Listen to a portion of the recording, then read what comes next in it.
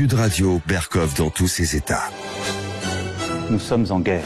Capitaine Bayrou, oui. Votre bateau a coulé. Ce n'est pas vrai. Glou, glou, glou, glou. Le bateau flotte encore. Et le prochain, c'est Emmanuel Macron. On apprend notamment qu'en octobre 2020, l'équipe de Macron harcelait littéralement Twitter. Please, respect the instructions. Moi, je peux vous dire que ce que ça provoquera dans le pays, j'en suis ému d'avance. Ça y est, j'en ai marre. Nous sommes en guerre.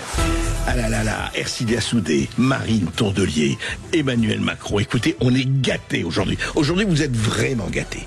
Vous savez, on est à la veille d'un certain 10 septembre. Et 10 septembre, qu'est-ce qui va se passer? Alors, on ne va pas faire des prédictions. On va pas lire dans le marc de café, mais avec Louis Chauvel, qui est sociologue et spécialiste des classes moyennes, on va expliquer ce que veut dire ce mouvement. On va en parler longuement avec lui, et puis évidemment demain, qui vivra verra. Et puis nous allons parler de cette histoire horrible aux États-Unis, de cette réfugiée ukrainienne tuée, égorgée par un multirécidiviste, 14 fois condamné, 14 fois poursuivi, et puis voilà, il est dehors, et il tue. Et ça n'a pas fait grand-chose. Et on va expliquer pourquoi ça n'a pas fait grand-chose alors que c'est une réfugiée ukrainienne et qu'on parle beaucoup de l'Ukraine. Et puis on va parler des noms de femmes bientôt inscrits sur la Tour Eiffel. Et on va parler, parce que une émission sans Ercilia Soudé, Marie Tondelier et Sandrine Rousseau, ce n'est pas une émission. Mais enfin, écoutez, Sandrine Rousseau n'est pas là, mais on fera aujourd'hui avec. Et puis, on va parler d'un certain drapeau. Oui, on va parler de cette opération tricolore, le drapeau, un certain drapeau tricolore. Eh ben, qu'est-ce qui se passe là? On n'a pas envie de trop d'en parler.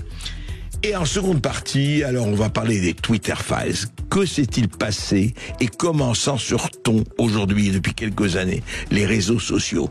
Et pourquoi il a fallu attendre qu'un Elon Musk reprenne X, Twitter, bien sûr, pour qu'on connaisse un certain nombre de choses absolument hallucinantes qui étaient évidemment bien enterrées, bien masquées.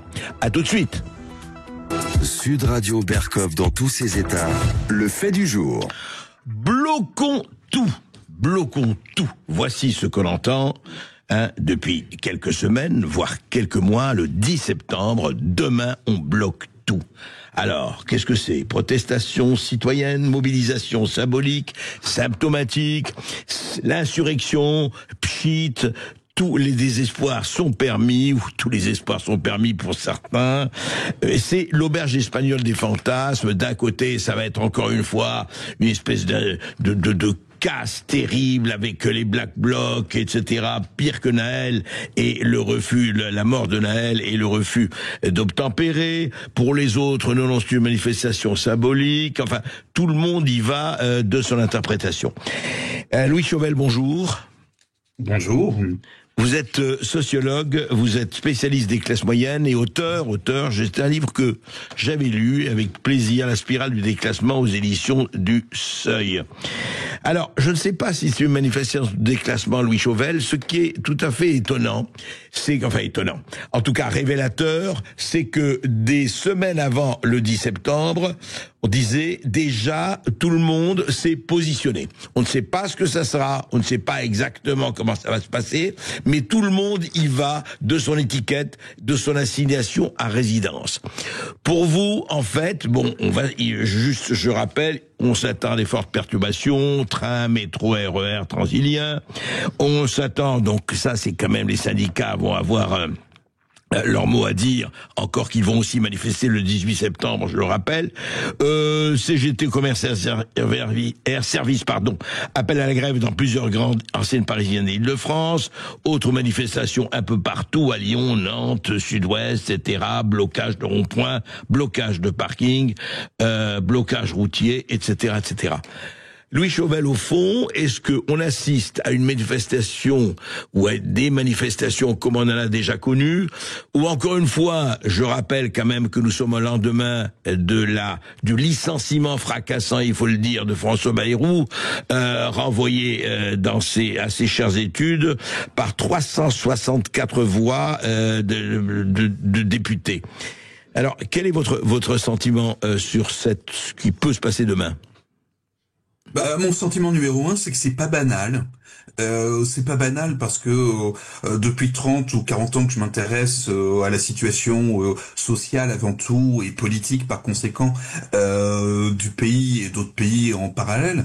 Ce qui est banal, c'est d'attendre pour le mois de septembre une grande explosion et dès le mois de mai-juin, en voyant qu'il se passe pas de grand chose, on dit toujours à la rentrée, vous allez voir à la rentrée. Ouais. Eh bien là, ce qui est très très très particulier, qui est pas banal, c'est qu'en fait, quand on construit un mouvement social en septembre, c'est pour obtenir des choses, par exemple la chute d'un budget ou la remise en cause de tout un ensemble de choses, voire la tête du Premier ministre, enfin la tête, je veux dire, voilà. Ça, oui, sans c'est pas la guillotine. Là, c'est pas banal. Ouais. Ça ressemble à une espèce de coup de judo pas attendu.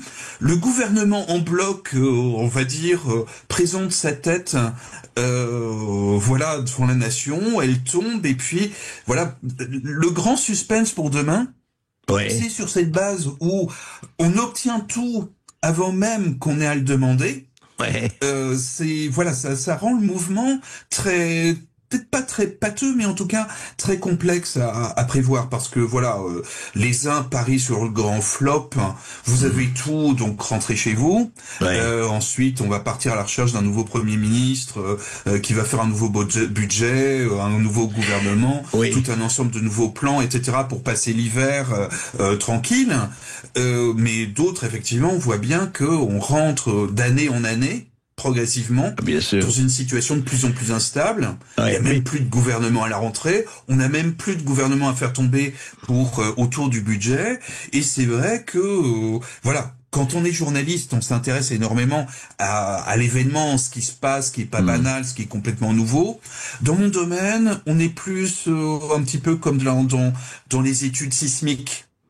Nous savons tous qu'il va arriver quelque chose un jour, mais nous savons en Californie, on va l'appeler The Big One. Et en fait, ça fait... enfin, voilà, si on regarde depuis 30 ans, une transformation de la société française. En fait, je travaille sur les classes moyennes, je travaille aussi sur les générations. Et en fait, le cursus de 30 ans, une tranche de 30 ans, c'est intéressant, parce qu'en général, il y a 30 ans, voilà, nos parents avaient notre âge à ce moment-là. Et il y a 30 ans, on se trouvait à peu près à la classe d'âge de nos propres enfants aujourd'hui. Et en fait, regardez, à 30 ans de distance, ça permet de voir toute la pente dérapante, de rapide transformation et pas forcément nécessairement vers le... Quand vous dites meilleur. Transformation, vous dites déclassement, quand même, quelque part. Voilà, et on va pas se cacher la face. C'est-à-dire que en 1995, Jacques Chirac a eu le dessus au présidentiel en décrivant la fracture sociale. En fait, celui qui a décrit ça s'appelle Emmanuel Todd, dans une note de 30 pages qui a assuré un succès considérable et une meilleure compréhension de la situation française à l'époque.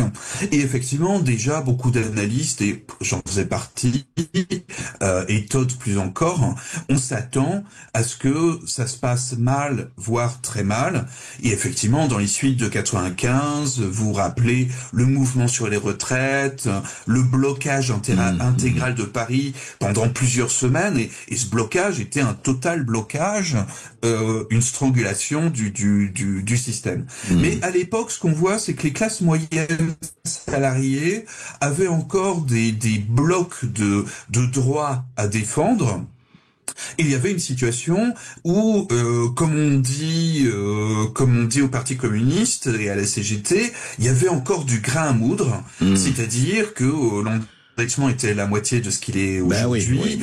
Il y avait des budgets qui n'étaient pas équilibrés, mais qui permettaient de faire des choses. Maintenant, nous en sommes beaucoup plus à une situation où, enfin, disons qu'il y avait l'espoir de conserver des choses ou d'obtenir d'autres, et de redistribuer de différentes façons. Mais Ici, nous sommes dans une situation de très large blocage. Les retraités d'aujourd'hui, enfin, surtout ceux qui atteignent l'âge de 70, 75 ans, sont en quelque sorte les derniers survivants de la dernière génération de salariés chanceux qui ont eu une situation favorable depuis l'entrée dans la vie, c'est-à-dire qu'à 18 ans, on avait le choix à l'époque pour cette génération-là, soit je vais à l'école, soit je reste à l'université, soit je vais à l'université. Mais ça, je vous parle d'un temps que les moins de 50 ans ne peuvent pas connaître, oui. Non, mais attendez, donc, Louis Chauvel. Les moins de 50 ans peuvent se rappeler quand ils avaient...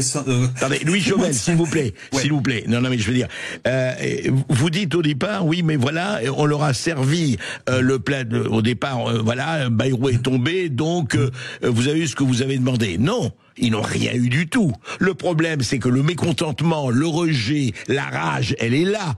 Et ce n'est pas Bayrou qui change, ce n'est pas parce que Bayrou est parti que ça va changer quoi que ce soit à ceux qui ont envie. Ce qui n'est pas banal, c'est que revenons à 95 et au mouvement qui voilà, dans la logique des choses, le Premier ministre sert de fusible à son employeur numéro 1, c'est-à-dire le président de la République. Oui, mais c'est fini ça, Louis Chauvel, c'est fini.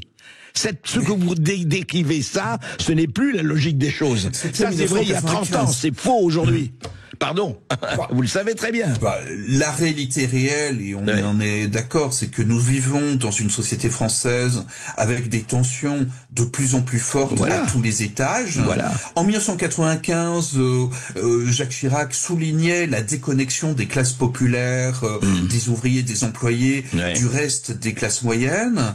Il y a 15 ans, il devenait clair qu'au sein même des classes intermédiaires de la société, du gros des classes moyennes, je pense aux instituteurs, aux infirmières, aux infirmiers, aux travailleurs de la santé, de beaucoup de services publics, les chauffeurs de bus, de train, de tout ce que vous voulez.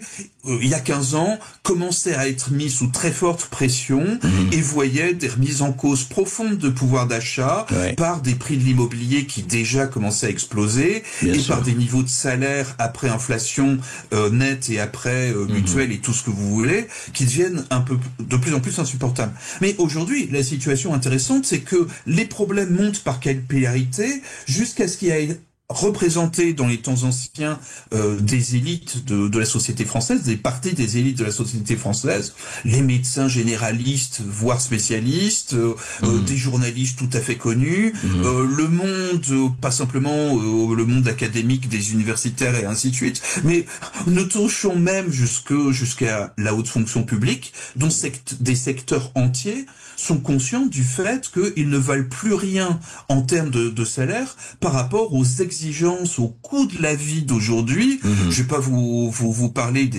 du prix d'une semaine au Club Med, je vais pas faire pleurer les gens sur ce genre de plaisanterie, mais la réalité réelle des choses, c'est que voilà, vous avez, je sais pas, plus de 50 ans, vos enfants cherchent un petit logement misérable pour suivre des études quelque part dans une ville, voilà, vous voyez très bien que vous n'avez plus les moyens, alors que vos parents avaient ces moyens-là il y a 30 ans quand ça vous concernait.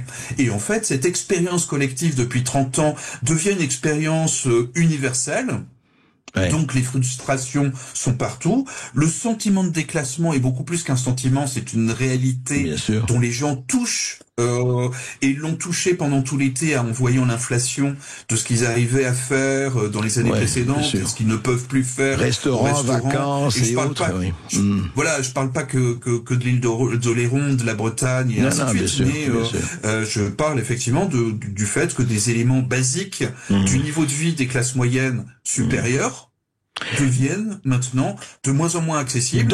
Et en fait, d'une génération à l'autre, c'est-à-dire des gens qui ont 60 ans versus leurs enfants de 30 ans, on voit encore plus une forme de massacre socio-économique qui rend la vie de plus en plus difficile. Donc la rage Monsieur Bayrou a compris que autant plutôt que de continuer trop longtemps l'automne, et voilà, il a choisi effectivement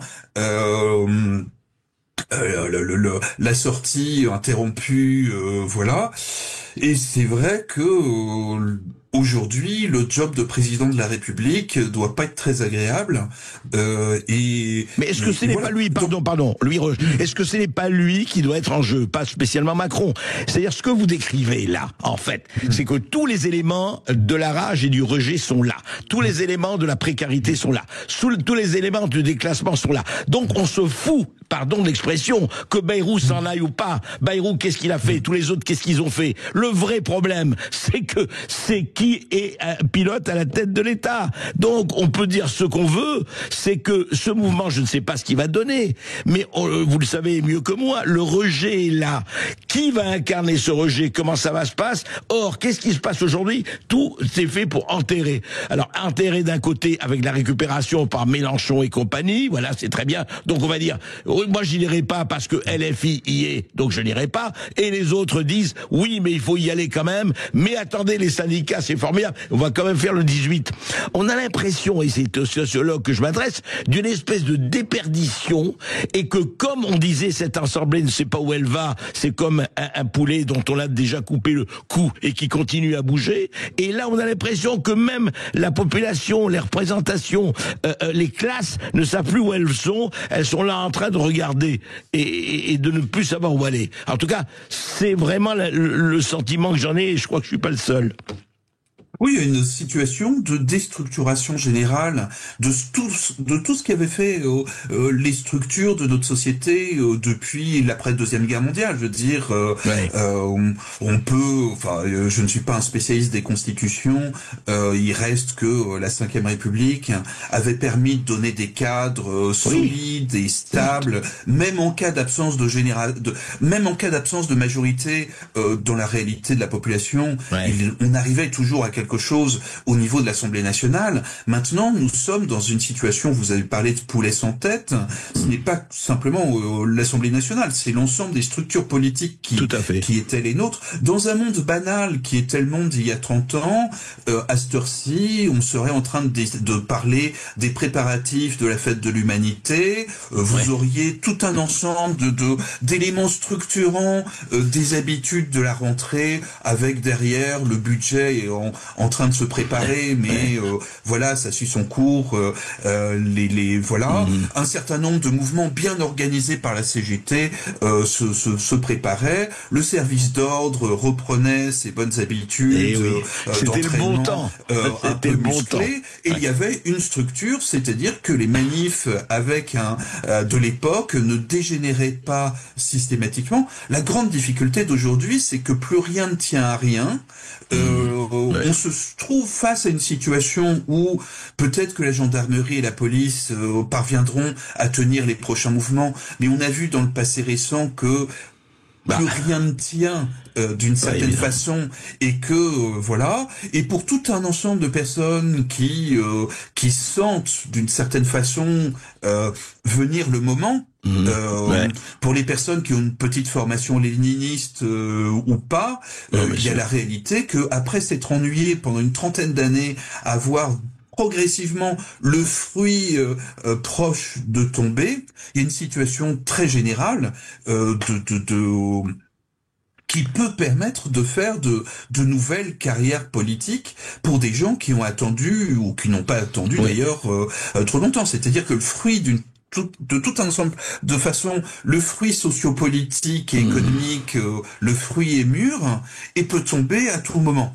Et c'est clair il peut tomber d'une manière assez forte et assez violente, on peut le dire aussi. Et inattendu. C'est-à-dire qu'en fait, toutes ces histoires-là, on peut se rappeler, il y a moins d'une dizaine d'années, le mouvement des Gilets jaunes. Bien sûr. Peu de monde, parmi les analystes, peu de monde aurait parié beaucoup sur les Gilets jaunes. Personnellement, j'aurais tendance à pas trop parier pour demain. Simplement parce que c'est simplement une facette ou une partie, un côté des frustrations radicales qui sont ici. C'est-à-dire que en fait, on a Monsieur Mélenchon, ses amis, tout un ensemble de Les Gilets jaunes, c'était beaucoup plus universel. C'est-à-dire que il y avait une vision, plus générale, prise de conscience générale, peu politisée, non politisée ou mixte d'un point de vue politique. politique susceptible de réaliser ce que, il y a une trentaine d'années, là encore, à Sciences Po, on appelait l'alliance rouge et brun, c'est-à-dire l'alliance de différentes formes de radicalité. Mais ça n'a pas existé à l'époque, c'était l'esprit, c'était une théorie. Louis Chauvel, Sciences Po elle-même est en train de tomber déjà, est en train de tomber en lambeaux. Il faut bien dire que quand on compare Sciences Po d'il y a 30 ans et Sciences Po d'aujourd'hui, on pourrait vraiment se poser des questions. On va revenir là-dessus, je vous remercie. Bon monsieur. Hein? Pardon? Tout fout le camp, mon bon monsieur. Tout fout le camp, mon bon monsieur. Et on va voir demain, effectivement, l'intensité ou le pchit. Merci Louis Chauvel. Je rappelle que vous avez écrit La spirale du déclassement et nous avons un oui, avant que vous partiez, Louis Chauvel, on a un auditeur, Dominique, qui nous appelle de Rochefort. Bonjour Dominique. Oui, bonjour. Bonjour votre invité, bonjour André Berkoff. Merci pour votre émission. Mais alors, il y a une chose qui m'étonne, c'est que parler des événements aujourd'hui, votre invité fait abstraction de tas de choses qui sont des faits réels d'aujourd'hui. C'est-à-dire que par exemple, ça fait 5 ans qu'avec le Covid, le gouvernement a sacrifié la dette qui va faire supporter les citoyens. Ça fait 30 ans que ça dure. Que l'écologie est devenue l'escrologie en faisant monter les prix de l'électricité de façon à ce que des tas de gens n'y arrivent pas. On accuse les retraités qui ont cotisé largement alors que, en fin de compte, nous on travaillait plus de 39 heures avec des heures sup, etc. Il y a un ras-le-bol général parce que on veut faire supporter aux citoyens la dette. Faut quand même pas oublier qu'il y a des mouvements spontanés qui se sont créés puis qui ont été contre les ZFE comme les gueux. Il y a des mouvements politiques comme les patriotes qui sont assez forts aujourd'hui. Il y a une minorité qui a fait passer un message général à toute la population qui a bien compris qu'on se faisait rouler et qui en a marre de se faire rouler depuis des décennies. Donc ça, il faut pas... Et que avec les Gilets jaunes, on a bien compris que les Black Blocs étaient quand même plutôt laissés agir par le gouvernement qui n'a rien fait contre eux et que les Gilets jaunes n'ont pas envie de renouveler l'expérience et qui tentent là... la population, les citoyens tentent un nouveau type d'action. Une nouvelle expérience, Une nouvelle expérience. Il faut les entendre parce que les arguments qu'ils ont sont vraiment très très valables, quoi. Parce que la liste est très longue. Hein. Moi, je veux pas passer de temps à l'antenne. Mais c'est ça qu'il faut parler. C'est pas de la convention politique actuelle, des truandages politiques qu'on sait tous, etc. C'est des faits réels. Faut retourner sur le réel. Faut pas partir de l'idéologie politique parce que c'est elle justement qui met à mal tout ça. Alors Louis Chauvel, il faut retourner sur le réel. Oui, la réalité, effectivement, ce qui nous sauve de beaucoup de discours, on va dire politiques un peu superficiels. Depuis Rochefort comme depuis Longwy ou ailleurs, on voit bien effectivement de tout un ensemble de points de vue l'accumulation d'erreurs politiques et économiques manifestes. Et on a parlé tout au long de cette séance, on a eu 20 minutes pour parler de déclassement et on peut pas faire toute la liste grâce à votre auditeur. On a une partie importante de la liste qui est rappelée là. Il y a d'autres éléments très nombreux, c'est-à-dire tout un ensemble de sentiments d'humiliation. Juste un mot, pardon, parce qu'on est tombé. Oui, excusez-moi, juste un mot. Oui, non, mais juste un mot. Est-ce que aujourd'hui, quand vous dites, et vraiment, je voudrais que vous me répondiez de façon, hélas, succincte, parce qu'à la radio, hélas, on n'a pas tout le temps et on devrait, c'est passionnant. Mais est-ce que quand vous dites le fruit est prêt de tomber, parce que je crois que c'est une bonne image et exacte. Alors, on ne dit pas que c'est demain, après-demain, etc. Encore une fois, on n'est pas des voyants ou des lecteurs de marques de café.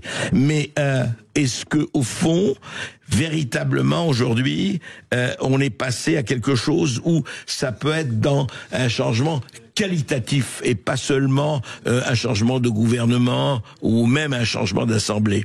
Est-ce qu'on est à ce point, à votre avis, ou pas? Les travaux internationaux comparant différents pays laissent penser effectivement à la France d'aujourd'hui un petit peu comme l'Argentine des années 1960. Et effectivement, je pense pas que ce soit demain ni après-demain, mais effectivement, le mur se rapproche considérablement. La cote de popularité du président de la République, abyssale et à peu près unique depuis la création des sondages, laisse voir effectivement des niveaux de frustration qui sont extrêmes. À partir du moment où les gens verront qu'ils n'ont plus vraiment rien à perdre à se mobiliser, ce jour-là, le fruit tombera. Merci beaucoup, merci Louis Chauvel, on en reparlera avec vous. Voilà, écoutez, demain 10 septembre, et puis tout le reste, hein, ça se suit. À tout de suite, merci. Et si vous aussi vous souhaitez réagir, et si vous envisagez d'ailleurs de manifester le 10 septembre, donnez-nous vos motivations, expliquez-nous en appelant le 0826 300 300. À tout de suite. Sud Radio Berkov dans tous ses états, midi 14h. André Berkov. L'affaire n'a pas fait grand bruit au mois d'août et c'est bien ce qu'on reproche aux médias américains. Le meurtre d'une jeune réfugiée ukrainienne en Caroline du Nord est quasiment passé sous les radars pendant 3 semaines. Et c'est Elon Musk qui a relayé cette histoire sur X jusqu'à faire réagir Donald Trump hier, André.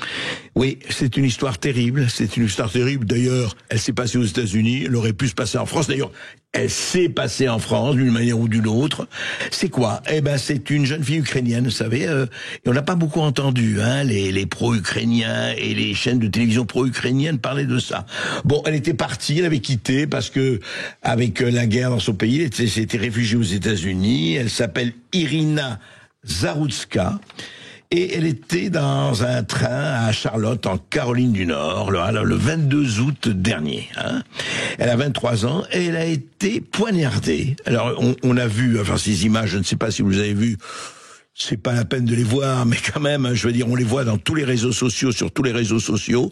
Vous avez une jeune femme, jeune, jolie, etc. Elle est assise et derrière un grand baraquet, comme ça, là, et il est là, il se lève, il sort un couteau, et il l'égorge. Il faut le dire, c'est pour ça que je souhaite à personne de regarder ça, on l'a vu, et il l'égorge, voilà, sans motif apparent, sans rien, elle était là, et on l'entend après, parce que les caméras sont dans le train, ah oui, j'ai eu la femme blanche, j'ai eu la fille blanche, j'ai eu la fille blanche.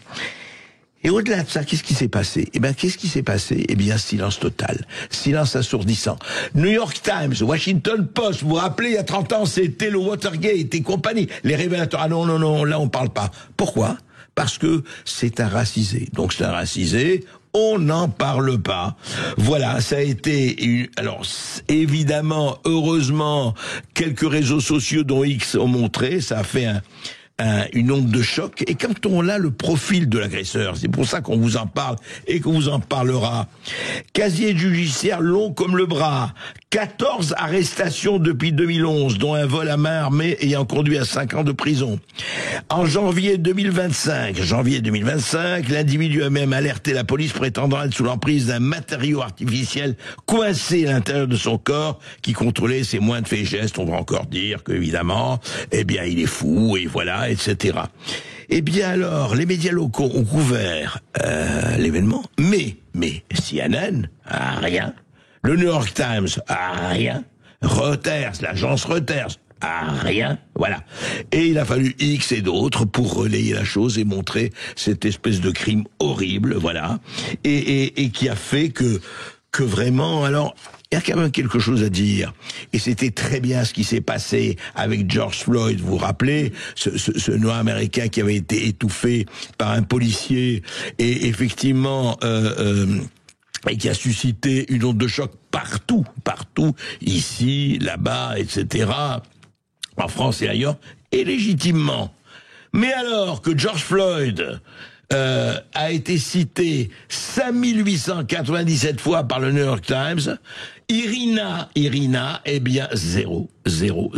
Silence assourdissant de la presse mainstream, de la presse nationale. Qu'est-ce que ça veut dire? Uniquement parce que elle est blanche et son tueur est racisé?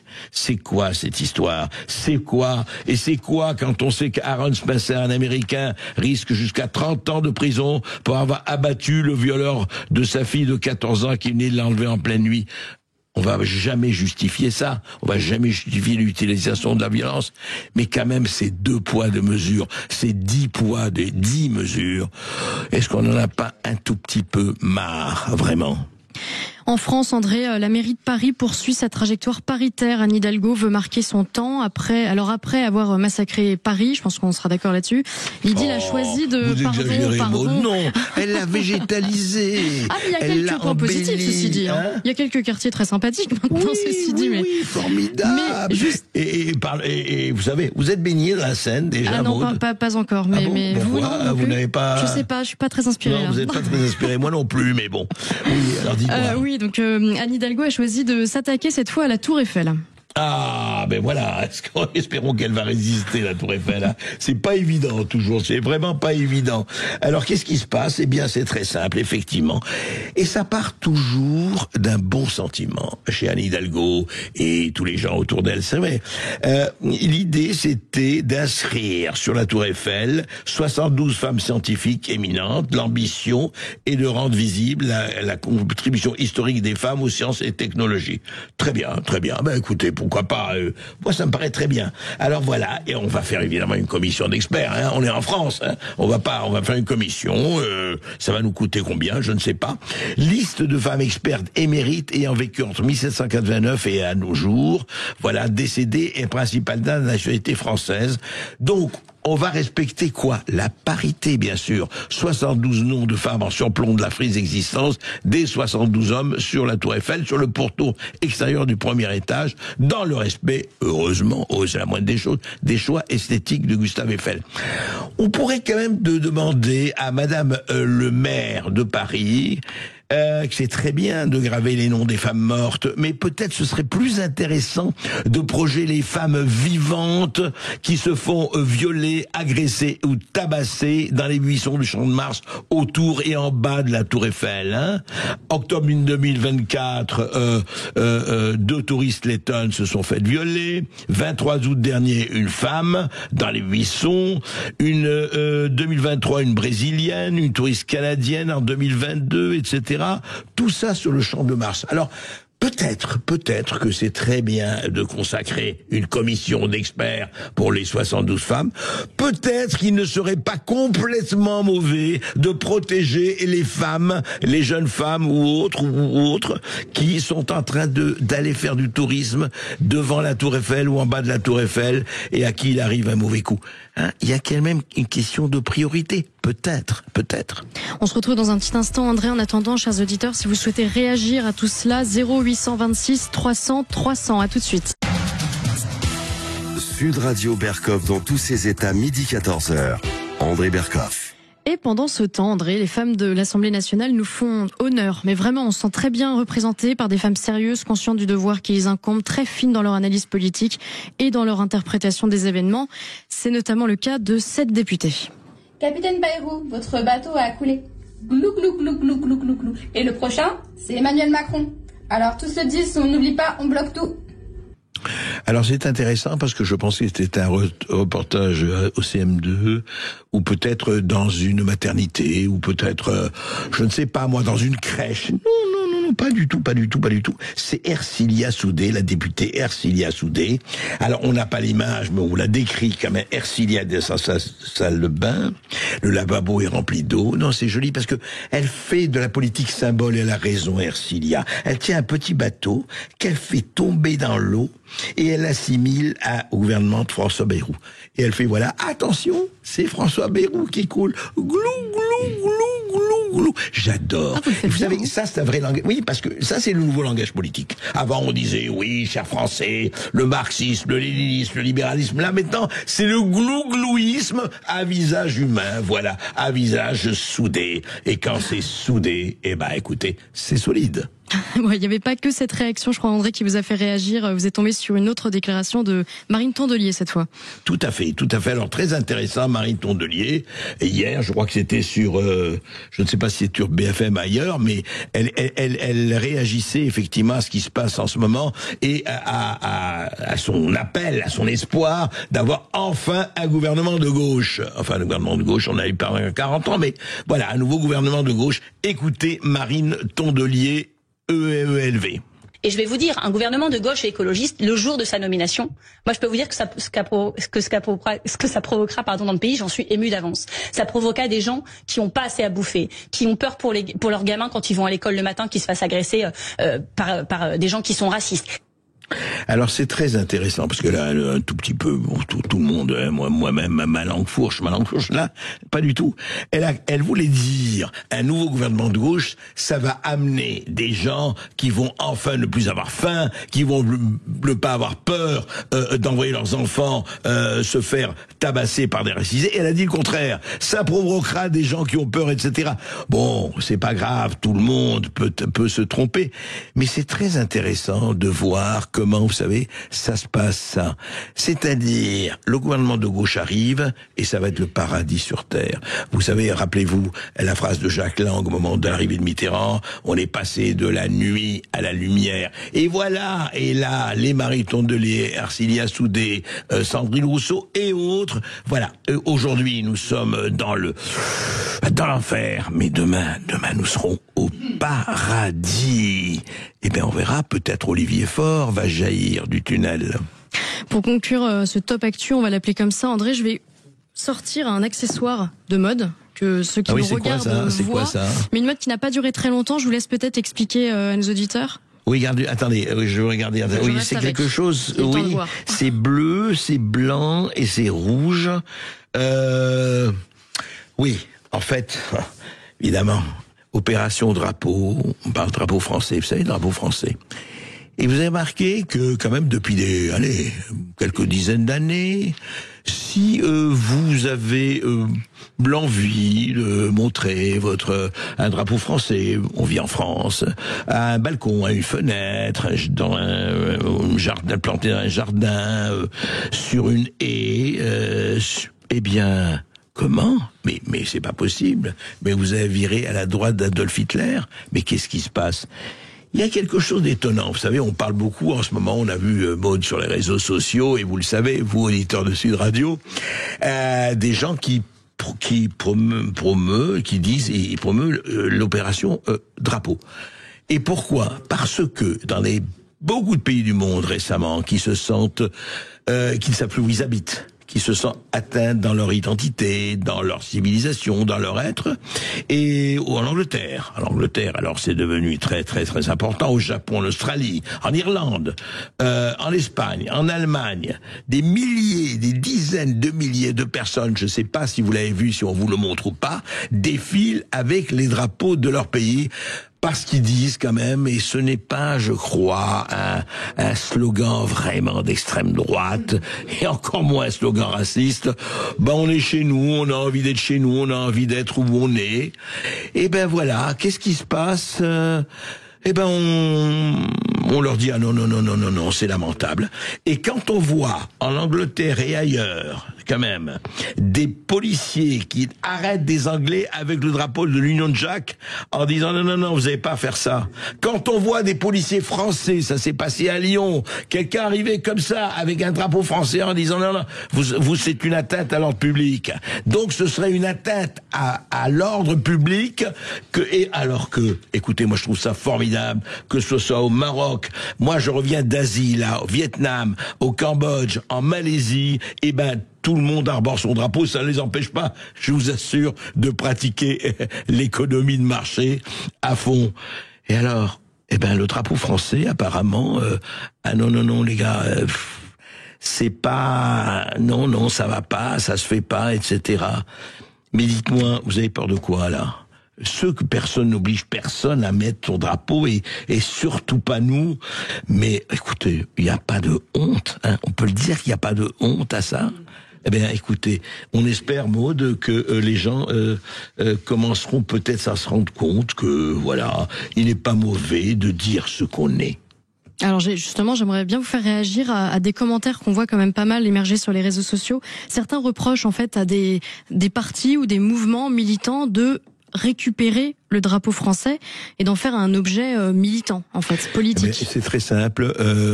Récupère qui veut et assume qui veut.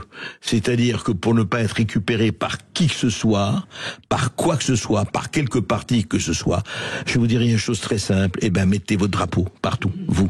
Que vous soyez de gauche, de droite, ça n'a rien à faire. Le drapeau bleu, blanc, rouge n'a rien à faire avec la gauche, avec la droite, avec quoi que ce soit, à faire avec un pays. Alors, où vous considérez que ce pays existe encore, et ce n'est pas complètement imbécile de l'arborer, ça ne demande pas grand-chose, c'est un geste gratuit. C'est un geste, c'est rien. C'est mettre un drapeau, voilà. Chez soi ou à côté de chez soi. Et à ce moment-là, vous assumez, ou alors, effectivement, vous les laissez récupérer d'une manière ou d'autre. Mais ce que je comprends pas, c'est que on arbore, en tout cas dans les rues de Paris, je vois énormément de drapeaux de pays, Paris et la France, divers. Bon, je ne trouve pas imbécile qu'on y approche le drapeau français. Je crois que nous avons d'ailleurs Joël. Oui, on a Joël qui appelle des Yvelines pour réagir. Je crois on rembobine un peu à la déclaration de Marine Tondelier. Oui, Joël, on vous écoute. Bonjour. Oui, bonjour André Berkoff. Oui, vous avez parlé de Marine Tondelier, et moi je l'ai vue hier sur BFM, et franchement cette femme-là elle me fait rire, mais je suis sûr qu'elle fait rire plein de monde. Bon, donc ne la descendez pas en flèche. On a eu Fernand Reynaud, on a eu Coluche, la Marine Tondelier. Franchement, dans l'époque où on est, il faut en profiter. Hier, parce que en fait, elle est obsédée. Bon, l'écologie, je pense que pour elle, elle sait même plus ce que c'est, mais elle termine toujours par le fascisme. C'est-à-dire qu'elle commence doucement et elle s'emballe. D'ailleurs, les autres pouvaient pas parler hier. Il y avait quelqu'un qui parlait et ça se termine toujours par le fascisme. Alors, il y a quelques jours, elle avait été déjà interviewée, pareil sur BFM. C'était Maxime Switek et elle avait dit ouais, le fascisme international, et elle disait que Trump était un fascisme. Et Switek l'a repris en disant mais comment Trump est un fasciste? Et là, elle s'est trouvée con et elle a un peu botté en touche. Et hier, elle était repartie sur le fascisme. Et il y avait Guillaume Roquette et un député du Rassemblement National, c'était un journaliste, je me souviens, qui se bidonnaient tous les deux. Et moi aussi, évidemment, je pense qu'on était des milliers, peut-être plus. Mais au contraire, alors évidemment, je souhaite pas qu'elle soit au gouvernement, parce que... Non, je comprends. Au contraire, elle nous fait rire, mais vous savez, c'est pour ça qu'on prend... Je vous suis tout à fait, Joël. Le problème, si vous voulez, ce qui m'embête un tout petit peu, c'est que Coluche, Fernand Reynaud, Pierre Desproges nous faisait rire, nous faisait rire longtemps, et nous faisait rire vraiment. Oui. Eux, c'est un peu, comment dirais-je, c'est... c'est pas volontaire, bien sûr, mais ça fait rien, on en profite. Je veux dire, vous voyez, si vous voulez, la bêtise nous fait rire. C'est vrai. L'exploitation de la bêtise, et ça, on est tranquille, la bêtise, il y en aura toujours. Il y en a toujours eu, il y en aura toujours. Et ces gens-là, que ce soit, bon, Sandrine Rousseau, l'autre, la Soudet, je la connais pas bien. Mais moi, Marine Tondelier, je l'adore. C'est sûr je la vois pas à la tête du gouvernement, quoi, qu'aujourd'hui, la France, bon. Mais franchement, moi, je me suis marré. Je vous dis, il y avait Guillaume Roquette, et puis, je sais plus comment il s'appelle. Mais franchement, c'était risible. Et j'espère la revoir, parce que je sais que maintenant, elle est lancée à fond sur le fascisme. Elle a que ça à la bouche. Louis, Joël, je vous promets que nous, en tout cas, nous sommes totalement pro-Tondelier, pro-Soudé, pro-Rousseau. Chaque fois qu'ils parlent, ils nous font un plaisir fou et nous les mettons en vedette dans l'émission, parce que des moments comme ça, on les a pas beaucoup en ce moment. Je peux vous dire encore un petit mot, s'il vous plaît? Allez-y, Joël. Je vous avais envoyé un message, je sais pas si on vous l'a transmis. Moi, j'avais lu dans un livre, c'était sur le push en Algérie.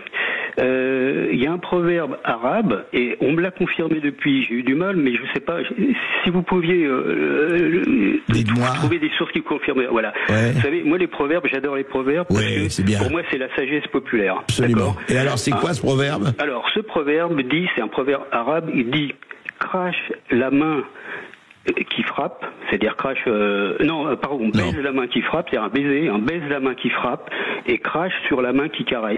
Et la France, c'est la main qui caresse. Voilà. C'est-à-dire que on ne respecte que la force. Si on est gentil, on vous méprise. Voilà. Baise la main qui frappe et crache sur la main qui caresse. Bah écoutez, de toute façon, hélas, les nations, ce sont des rapports de force, on le sait, et ceux qui racontent le contraire, on le sait aussi pourquoi ils le font. Merci Joël, et je crois que nous allons retrouver Idriss Aberkane et Twitter Files. Oui, absolument, dans un petit instant. Si vous souhaitez réagir, il n'est pas trop tard, 0826 300 300, à tout de suite. Alors aujourd'hui, on ne dit plus Twitter, on dit X. X, évidemment, qui est aujourd'hui, il faut le dire, la plateforme la plus vue dans le monde sur les réseaux sociaux. Et il y a eu, comme on sait, avant la prise du pouvoir par Elon Musk, qui a racheté Twitter, qu'il a rebaptisé X pour 40 milliards de dollars, il y a eu quand même une cascade de révélations, et très récemment des révélations encore plus fortes dont on a beaucoup parlé et dont vous avez parlé. Idriss Aberkane, bonjour. Bonjour. Bonjour Idriss, toujours heureux de vous recevoir.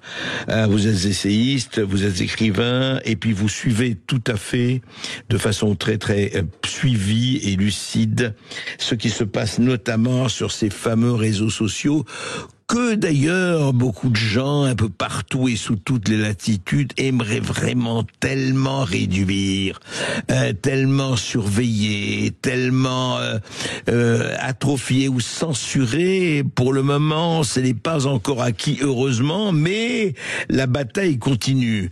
Alors Idriss, racontez-nous ce qui s'est passé sur ce qu'on appelle aujourd'hui le Twitter Files. On a parlé il y a 50 ans, ça avait fait du Watergate, et puis il y a eu les Pentagon Papers, il y a les Panama Papers, tout ce que découvrent les lanceurs d'alerte avec beaucoup de courage, avec beaucoup de risques, et en parlent. Alors, qu'est-ce que sont ces Twitter Files? Et ça concerne aussi beaucoup la France et un certain pouvoir. Oui, alors ça devrait être un scandale majeur. Si ça avait été fait, par exemple, dans une démocratie scandinave, vous savez, le genre de démocratie où si vous prenez la carte du ministère pour avancer votre plein d'essence dans le Jutland au Danemark et que vous remboursez lundi, vous êtes viré. C'est ça. Les Scandinaves, ils rigolent pas avec ça. Vous achetez une boîte de chocolat avec la carte bleue du ministère, vous remboursez le lundi à la première heure, vous êtes viré, c'est terminé. Mais on n'aurait plus personne, Idriss, ici. Exactement. C'est une conclusion qui est tout à fait exacte. On n'aurait plus personne si on faisait ça. On peut se rappeler de Manuel Valls qui était parti à Berlin pour voir un match de foot avec un jet de la République en disant que c'était pour voir Angela Merkel, laquelle avait moyennement goûté à cette petite sortie et il l'avait remis à sa place. Donc, les Twitter Files, c'est un scandale majeur. On a une ingérence, parce que là aussi, disons les choses clairement, si les Russes avaient fait ça, on parlerait d'ingérence. Et on aurait raison. C'est une ingérence. On a l'Élysée, qui est venu demander un rendez-vous avec Jack Dorsey, le patron de Twitter à l'époque. C'était quand? À peu près vers quand, ça? Donc c'était quand Dorsey était encore aux manettes, donc ça doit vous 2017 donner... dès que Macron est arrivé au pouvoir, ou bien après, ou 2019, ou etc. Le moment où il demande le rendez-vous, ça doit être en 2021. Alors c'est pas compliqué. Le moment le plus grave, c'est quelques jours avant l'assassinat de Samuel Paty. D'accord. Quelques jours avant. D'accord. Et déjà, justement, avant cet abominable assassinat, avant ça, l'Élysée est déjà en train de dire s'il arrive des choses, Twitter, ça sera de votre faute. Avant ça, donc ça prouve bien que ce prétexte a été malheureusement instrumentalisé politiquement. D'ailleurs, on le sait aujourd'hui, il n'y a plus le moindre doute avec le fonds Marianne, le scandale du fonds Marianne, qui a démontré que de l'argent a été levé au nom de Samuel Paty et n'a pas du tout été utilisé pour honorer sa mémoire. On va en parler de ce fonds Marianne, Idriss, c'est important. Et les fact-checkers, enfin bon.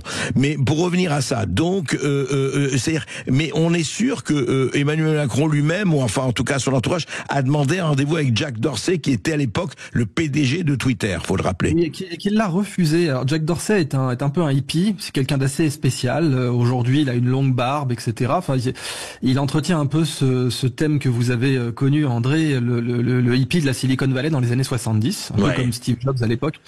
Et ça fait qu'il vit un peu en reclus. Et il se targue encore aujourd'hui de refuser des rendez-vous avec des chefs d'État. Donc il a refusé. Il n'a pas donné son téléphone. Il a fait dire à ses équipes qu'il n'avait pas de numéro de téléphone. Il a opposé une fin de non-recevoir à Emmanuel Macron. qui l'ont sollicité de façon très insistante. Alors, ça a fait un tel scandale que l'ambassade de France aux États-Unis a dû faire une publication sur X en accusant, je force le trait, mais en accusant ces Twitter Files d'être complotistes. Alors, ils l'ont pas dit exactement comme ça. Ils ont publié une image dans laquelle ils disaient vous avez besoin de porter votre chapeau en aluminium. Vous savez, par référence à ces gens un peu allumés aux États-Unis qui se mettent de l'aluminium sur la tête pour pas être contrôlés à distance par satellite. Donc voilà, c'était la moquerie. Mais les faits sont là. Les faits sont là. Et Pavel Durov, Paul Durov à l'état civil français, rappelons-le. Le PDG de Telegram, c'est bien ça. Exactement. Oui, Telegram. Telegram, tout à fait. Le PDG de Telegram, qui se considère comme otage économique de la France, qui n'a pas été arrêté par Poutine alors qu'il était un opposant politique avéré. C'est la raison d'ailleurs pour laquelle il a été naturalisé français au passage. Avec ce changement de nom à l'état civil, Paul Durov, qui est un changement de nom légal et officiel. Eh bien, Paul Durov ou Pavel Durov a ouvertement, évidemment, dénoncé les Twitter Files en disant mais il m'est arrivé la même chose. Des services français, dont la DGSE, sont intervenus personnellement pour me demander de censurer des opposants politiques. Et donc, ce que révèlent les Twitter Files, c'est que il existe un complexe industriel de la censure. C'est comme ça que plusieurs journalistes l'ont décrit, comme par exemple Schellenberger, qui a publié ces Twitter Files. Un complexe industriel et international, si je comprends bien. Alors oui, certes international, mais la France en est championne du monde. Ah oui, en tout cas sur X. Sur Twitter, la majorité des demandes de censure émanent de la France, c'est ce que révèlent les Twitter Files. La majorité. Est-ce que vous vous rendez compte de ce que je raconte ? La France, d'accord, pays de la liberté d'expression, pays des droits de l'homme, etc. La majorité absolue des censures sur Twitter vient de la France. Et dans 90% des cas, c'est ce que révèlent les Twitter Files, dans 90% des cas, il ne s'agit absolument pas des sujets qui sont avancés, comme la lutte contre la pédocriminalité par exemple, ou bien la lutte contre le terrorisme, l'incitation à la haine, etc. Vous avez des régimes qui sont présentés comme dictatoriaux. Je pense notamment au Salvador, qui autorise Twitter et qui ne censure pas Twitter, même si vous ramenez au nombre d'habitants. Même si vous ajustez du nombre d'habitants, le Salvador n'a évidemment pas le même nombre d'habitants que la France, et même ramené au nombre d'habitants, vous n'avez pas autant de censure au Salvador qu'en France. Donc là, tous les journaux devraient en parler normalement. Les Twitter Files sont gravissants. On a l'Élysée qui a fait une ingérence, c'est le terme qu'il faut employer, ingérence, de façon prolongée, de façon appuyée, avec des demandes de censure. Et maintenant, vous ajoutez à ça d'autres scandales récents dont vous avez parlé notamment. Il y a moins d'un an, on a eu le scandale HelloKittix. On l'a déjà oublié, ça. Oui. Où Thierry Breton nous quittons Twitter, enfin nous quittons X, c'est ça. Alors il y avait eu d'abord le No Twitter Day qui avait fait un bid monumental. Ensuite, vous avez eu HelloKittix, où un groupe de chercheurs du CNRS, dirigé par David Chavalarias, dont Glucksmann disait à demi-mot qu'il l'avait quasiment coordonné. Il avait dit « je suis en train d'organiser », rappelons-le. Oui. D'ailleurs, à votre excellente antenne. Et ce David Chavalarias, ami de Thierry Breton qui lui-même avait dit « nous connaissons bien David », eh bien, avait lancé une campagne pour inciter au boycott de X, au nom de la toxicité de ce réseau. Et il s'avère que donc cette campagne était liée à tout un tas d'intérêts qui n'étaient pas déclarés, dont ceux de Thierry Breton, mais pas seulement, l'Open Society Foundation, les Usual Suspects. Soros et compagnie, oui. Exactement, Soros et compagnie, et qu'il était surtout à une façon de censurer le réseau, il faut le dire assez clairement. Mais le plus grave dans tout ça, c'est que comme d'habitude, quand on veut censurer, on vous dit que c'est pour la protection de l'enfance, par exemple, ou bien pour la lutte contre le terrorisme. Encore une fois, les Twitter Files démontrent que 90% des requêtes de censure envers Twitter n'ont rien à voir avec la protection de l'enfance ou la lutte contre le terrorisme. De plus, les chiffres démontrent que depuis qu'Elon Musk a récupéré le réseau, les contenus graves pour l'enfance, y compris la pédocriminalité, se sont effondrés. Par contre, à l'époque de HelloKittix, et c'est là qu'on a quelque chose de gravissime aussi, à l'époque de HelloKittix, le groupe Chavalarias et consorts encourageait la migration vers deux réseaux que personne n'utilise, qui s'appellent Mastodon et Blue Sky. Eh bien, ces réseaux sont reconnus par l'université de Stanford dans une étude scientifique comme étant le plus gros vivier d'images pédopornographiques au monde. Au monde, c'est-à-dire que vous avez, à l'époque où on nous disait « Ah, il faut censurer X », pour lutter contre la pédocriminalité notamment, eh bien, on encourageait la migration avec des moyens du CNRS, notamment des supercalculateurs de l'IN2P3, qui est au demeurant un excellent laboratoire de physique nucléaire à l'université Paris-Saclay. Je les salue, mais je me demande ce qu'ils venaient faire en cette galère. Ouais. Leurs supercalculateurs ont été utilisés par le groupe Hello-Kitty pour encourager la migration vers Mastodon et Blue Sky depuis X. Or, je conclus, Blue Sky et Mastodon sont les plus gros viviers d'images pédopornographiques au monde. Alors cette équipe à l'époque nous disait que X était toxique, c'était le terme qu'ils utilisaient. Par contre, la pédopornographie, c'est pas toxique pour eux, apparemment. C'est un paradoxe intéressant. Idriss Aberkane, je voudrais revenir quand même. Quand vous dites Emmanuel Macron a essayé d'avoir effectivement le PDG d'alors de Twitter, mais c'était pour demander quoi? C'est-à-dire quelle était la volonté? Parce que c'est intéressant, vous donnez un chiffre quand même qui est énorme, enfin qui hallucine quelque part. La France est le plus gros demandeuse enfin de censure, en tout cas le pouvoir si on veut. Mais au départ c'était quoi? C'était pour demander déjà que telle ou telle personne qu'on l'entende moins, qu'on la voit moins, que on ne donne pas l'accent dessus, etc. C'était quoi les demandes de départ? Est-ce qu'on le sait? Alors, quand c'est Macron en personne, c'est vraiment un rapprochement. C'est « Oh, j'aimerais pouvoir t'envoyer des SMS ». Donc, c'est très mielleux. Mais d'entrée de jeu, d'Orsay ne mange pas de ce pain-là. Quand c'est vraiment l'Élysée directement, parce que vous savez, après, quand il s'agit de censurer, vous avez tout un tas de façons de mettre de la distance entre l'Élysée et les demandes de censure. Dans le cas de la télévision, vous avez l'Arcom, bien entendu. Dans le cas d'Internet, maintenant, vous avez le parquet national de la haine en ligne, qui est très intervenu sur l'affaire Brigitte Candace Owen. On peut d'ailleurs se poser la question des conflits d'intérêts, mais qui n'est pas intervenu dans l'affaire Jean Portmanov, où on a tout de même un youtubeur, enfin un streamer français qui est mort en ligne. Rappelez cette espèce hallucinante, enfin visqueuse, terrifiante, je sais pas comment on peut la qualifier. On voyait un type se faire torturer en ligne par 3 individus comme ça, et ça durait, et il fallait payer pour ça en plus. Ça a duré des mois. Vous aviez un streamer français, donc quelqu'un qui faisait des vidéos en direct sur Internet, qui était harcelé. En fait, qui filmait son harcèlement. C'est ça. Et des gens profitaient du fait de filmer son harcèlement. Alors, vous avez un petit peu ça sur Internet. Vous aviez par exemple quelqu'un qui se filmait en train de dormir, et si vous le réveilliez, vous pouviez payer $100, je crois, pour envoyer une sonnerie forte pour le réveiller. Voilà, c'était rigolo. Bon, ça c'est très trash, hein, on doit l'admettre. Mais l'affaire Jean Portmanov, c'est la même chose. C'est-à-dire que vous aviez des gens qui profitaient du fait d'humilier publiquement quelqu'un en direct, parce que c'était des humiliations publiques. C'est ça. D'accord. Et dégradant. D'ailleurs, le Jean Portmanov est mort. Oui. Exactement. Et alors, c'est un ancien militaire français, c'est encore plus grave, hein. C'est un ancien militaire français qui a servi sa patrie honorablement, qui est mort, en direct. Et c'est absolument... Là, le parquet national de la haine en ligne n'a rien fait. C'est pas de la haine en ligne, ça, vous comprenez? C'est pas de la haine en ligne. Et la directrice et la ministère chargée du numérique a dit oui, on ne savait pas, enfin on savait, mais tout le monde s'est défilé là-dessus. C'était assez l'Arcom a dit qu'il n'était pas responsable, par exemple. Et vous avez tout un tas de sillons macronistes classiques qui ont dit mais de toute façon la plateforme n'est pas responsable, ce qui est faux. Hein. La jurisprudence européenne est très claire. Dès lors qu'une plateforme fait un tout petit peu d'édition, de curation de contenu, qu'elle coordonne les contenus, par exemple, si une plateforme comme YouTube décide de classer les contenus, c'est bon, elle peut être tenue pour responsable des contenus qu'elle publie. Donc il faut pas plaisanter avec ça, c'est la raison pour laquelle YouTube a supprimé beaucoup de vidéos d'ailleurs.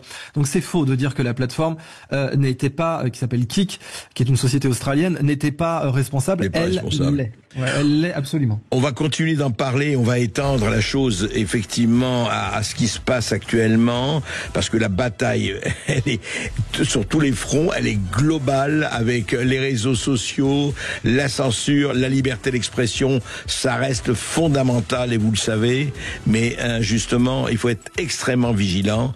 On en continue à en parler avec Idriss Aberkane après cette petite pause. À tout de suite. Sud Radio, Berkov dans tous ses états. Et rappelons que la liberté ne s'use que si l'on ne s'en sert pas. Nous sommes avec l'essayiste et écrivain Idrissa Berkane et nous parlons de ce qui se passe, de cette lutte millénaire entre effectivement Antigone et Créon, entre ceux qui veulent la liberté et ceux qui veulent manager par le silence, la peur ou le chaos. Je rappelle certaines dates justes, Idriss, et on va avancer effectivement peut-être et élargir la focale. En décembre 2022, après que le nouveau propriétaire de Twitter, donc Elon Musk, a cessé la modération des contenus jugés trompeurs sur le Covid-19, Macron avait condamné cette décision. Il a qualifié cette mesure de gros problème et a exprimé sa préférence pour davantage et non moins de régulation, davantage de régulation. Il a souligné que la liberté d'expression s'accompagnait de responsabilités, notamment pour éviter les propos racistes ou antisémites. Il faut rappeler quand même qu'il y a des lois pour ça et que personne n'est pour les appels à la haine ou au meurtre ou au racisme, mais on a tout à fait les moyens de les combattre. Macron s'était entretenu aussi en 2022 avec Elon Musk à la Nouvelle-Orléans. Il a insisté sur la nécessité de politiques d'utilisation transparente, sur le renforcement significatif de la modération et la conformité de la plateforme à la réglementation européenne. Macron donc défend quoi? Une activité, une régulation plus stricte, normes européennes en matière de désinformation, de discours de haine, etc. Structurer la modération des plateformes numériques dans l'intérêt public, et on se rappelle la grande polémique qui a opposé Breton, notre ami Breton, qui était à l'époque Thierry Breton, qui était à l'époque commissaire européen au numérique et qui disait Elon Musk fera où on lui dit de faire, et puis le Digital Service Act et tout ça. Et je voudrais, Idriss, qu'on parle de ça parce que c'est vraiment au cœur, encore une fois, c'est rien de nouveau sous le soleil depuis des siècles, entre effectivement les nouvelles plateformes, les nouveaux réseaux sociaux, les nouvelles technologies, et des gens qui disent oui d'accord, mais attendez, doucement, les basses, il faut y aller doucement, nous on est là pour diriger, on est le camp du bien, on sait mieux que vous, ce qui est bon pour vous, donc voilà. Où on en est aujourd'hui avec ce Digital Service Act? Est-ce que c'est entré en action, l'Union européenne, les États-Unis, etc.? Alors, il faut être très clair. L'Union européenne est en train de devenir comme la Chine. Vous savez, il y a 15 ans, j'enseignais à l'école centrale, maintenant Centrale Supélec, et j'enseignais des études de cas. Notamment, il y a 15 ans, donc en 2010, la Chine avait censuré Twitter. La Chine avait interdit Twitter et Google. En 2010, vous dites? Il l'avait censuré avant, mais à cette époque-là, Twitter et Google étaient déjà censurés. Donc, ils ne pouvaient plus être utilisés, notamment parce que Twitter était accusé par le Parti communiste chinois d'encourager notamment la sédition à Hong Kong. Et évidemment, on enseignait ces études de cas en disant « no passaran », jamais chez nous dans l'Occident collectif. Et l'Occident collectif a connu une rupture dans le sens où, côté américain, ça y est, ils ont eu une période de censure assez virulente. Mais ça y est, ils en sont revenus. On se rappelle du discours de J.D. Vance, le vice-président américain à Munich. Déjà, il avait remis les Européens à leur place. Mais par contre, l'Union européenne est devenue extrême en matière de censure. Et le terme d'extrême, je l'utilise de façon absolument délibérée. Ah oui, vous dites extrême. En Europe, aujourd'hui, enfin en Union européenne, la censure s'exerce de manière extrême, dites-vous. Oui, vraiment, le terme extrême est justifié. D'abord, vous avez deux cadres légaux qui sont de plus en plus dangereux. Donc le DSA, dont vous avez parlé, le Digital Service Act, et vous avez bientôt Chat Control, dont on ne parle quasiment pas, et qui va, en moins de 6 mois, donner un cadre légal à l'Union européenne pour s'immiscer dans toutes vos correspondances, vos chats. Avec un système de contrôle qui sera extrêmement opaque. Si vous utilisez WhatsApp, si vous utilisez Signal, si vous utilisez n'importe quelle application de messagerie en ligne, les services de l'Union européenne pourront de facto y avoir accès. Alors il faut être très clair avec notre audience, ça s'appelle une violation des droits de l'homme, Déclaration universelle des droits humains, Nations Unies. Tout être humain a le droit à la protection de sa correspondance. C'est un droit humain. C'est-à-dire que là, en toute sérénité, l'Union européenne s'apprête à violer un droit de l'homme. Donc oui, je crois que le mot extrême est tout à fait justifié. Quand on s'apprête à violer à très grande échelle, à l'échelle de plus de 360 millions de personnes, un droit humain qui est reconnu comme tel depuis l'après-guerre, oui, je pense qu'on peut parler de quelque chose d'extrême. Maintenant, oui, je vous en prie.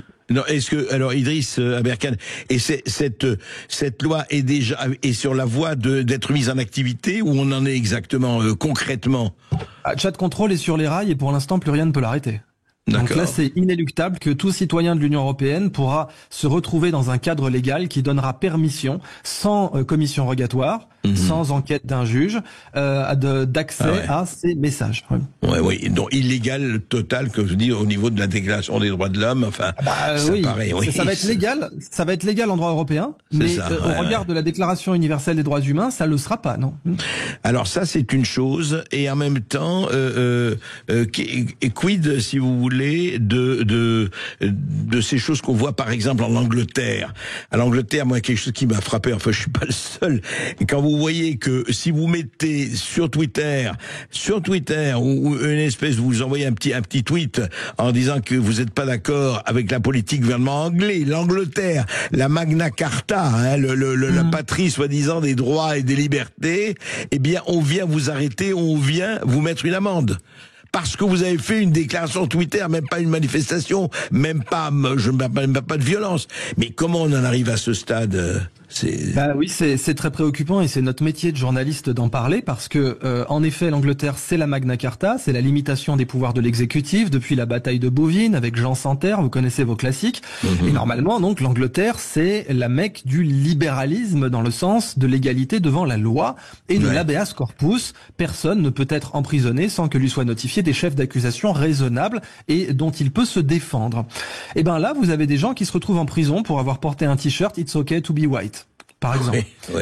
Vous avez des gens qui se retrouvent en prison pour avoir tweeté, en effet. Et j'insiste, dans le même moment, vous avez des ONG qui disent en fait Blue Sky et Mastodon c'est super, alors que là, Blue Sky et Mastodon, on est encore une fois plusieurs ordres de grandeur sur l'échelle de l'abomination, puisque quand même la pédocriminalité, je pense que c'est plus grave d'un point de vue pénal que de porter un t-shirt It's okay to be white. Ok, bon.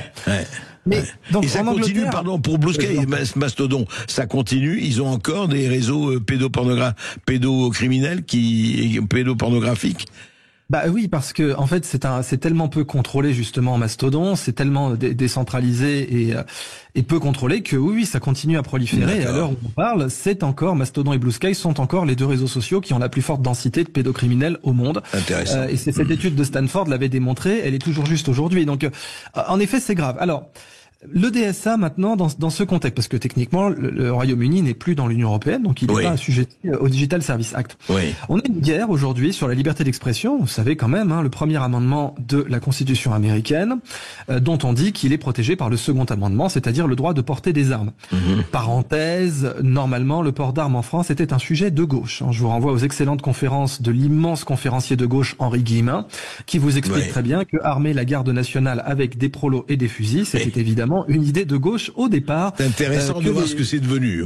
Ah oui, parce que quand même, au départ, quand on chante la Marseillaise, on dit aux armes citoyens. Bon, entre-temps, c'est devenu un sujet de droite, mais au départ, c'était même marxiste, parce que Karl Marx, à l'époque de la Commune, enfin, ça c'est déjà un peu plus tard, mais juste peu de temps avant la Commune, Karl Marx déclarera que le port d'armes citoyen est un sujet de gauche qui terrifie la bourgeoisie. Je ferme la parenthèse. Quoi qu'il en soit, les Américains ont une structure très simple. Premier amendement, deuxième amendement pour le défendre. Le deuxième amendement signifie pas qu'on part à la chasse et qu'on a des armes de chasse. Il signifie que les citoyens américains ont le droit de posséder des parts de la violence, puisque de posséder des parts de la violence légitime. C'est-à-dire que l'État, c'est la violence légitime et les citoyens en sont actionnaires. Donc les citoyens ont des fusils de guerre, ont des AR-15, alors certes pas full auto, mais ont des AR-15 parce qu'ils ont comme des actions de l'État qui possède la violence qui est... Ils sont copropriétaires de la maison comme nous de la Maison France. Voilà. Exactement. Ça, c'est quelque chose que tous les gens qui caricaturent le système américain oublient de dire. C'est vraiment un titre de copropriété. Les Américains se considèrent comme copropriétaires de leur État. Et on voit bien que quand ce n'est plus le cas, comme en Angleterre, comme au Royaume-Uni, ou comme en Union européenne, eh bien, on a des dérives avec des violations des droits de l'homme. Donc, aujourd'hui, on a des atteintes aux libertés publiques sur X, et on en a eu dans plusieurs pays, notamment le Brésil. Le cas du Brésil est intéressant parce que les Américains se sont livrés à un bras de fer qu'ils ont gagné. On avait un juge qui était en roue libre, qui s'appelait Moraes. Ah oui, on l'appelait Voldemort parce qu'il avait une certaine ressemblance avec le méchant d'Harry Potter. Ouais. Et Moraes avait fait des abus d'autorité gravissimes. Donc les abus d'autorité en démocratie, c'est très grave. Hein. C'est parmi un des pires cancers de la démocratie, ce sont les abus d'autorité. Eh bien, Moraes, ce juge, avait commis des abus d'autorité gravissimes. Il a fini sur la liste Magnitsky, qui est une liste qui est le dernier arrêt avant le terrorisme, si vous voulez. C'est le dernier arrêt avant la liste noire, Al Capone et El Chapo Guzman. D'accord. Les Américains ont mis là-dessus pour le riposter aux excès qu'il avait commis, où il envoyait des amendes de $20,000 par jour pour toute personne au Brésil qui utiliserait X. Quand même. Hein. À ce point. Ah ouais. Oui. Hallucinant. Et c'est lui qui a acté la chute de Bolsonaro d'ailleurs. Enfin, il a tout fait pour qu'il soit. C'est un juge non élu qui se retrouve comme ça à pouvoir faire sauter des présidents et à pouvoir avoir un impact, à soumettre des présidents en fait, à soumettre des élus. Et il avait donc voulu rentrer en confrontation avec Elon Musk et avec l'État américain en interdisant X et en disant toute personne qui postera sur X, ça sera $20,000 d'amende par jour. Il avait même tenté aussi de confisquer les actifs du patron de SpaceX, qui n'a rien à voir avec X, mais qui est une autre société d'Elon Musk, donc qui fait de l'exploration spatiale. C'est un concurrent d'Ariane. Et le patron de SpaceX avait dû quitter le Brésil en précipitation pour ça. Donc les Américains ont riposté. Pour répondre à votre question maintenant ou à votre sujet sur Breton, en fait, les Américains considèrent que Breton est comparable à ce juge. Alors ils l'ont pas mis encore sur la liste Magnitsky, mais ils considèrent que c'est quelqu'un qui fait de l'abus d'autorité à très grande échelle. Vous savez, aujourd'hui, il y a une expression sur les réseaux, c'est PTDR, t'es qui ? C'est-à-dire, bon, allez, on répond rapidement à quelqu'un qui vient critiquer quelqu'un d'autre sous les commentaires d'une vidéo ou d'une déclaration sur X. PTDR, t'es qui ? Mort de rire, tu es qui au départ ? Bon, eh ben, la relation entre Musk et Breton, c'est ça. C'est PTDR, t'es qui ? T'es un commissaire européen non élu.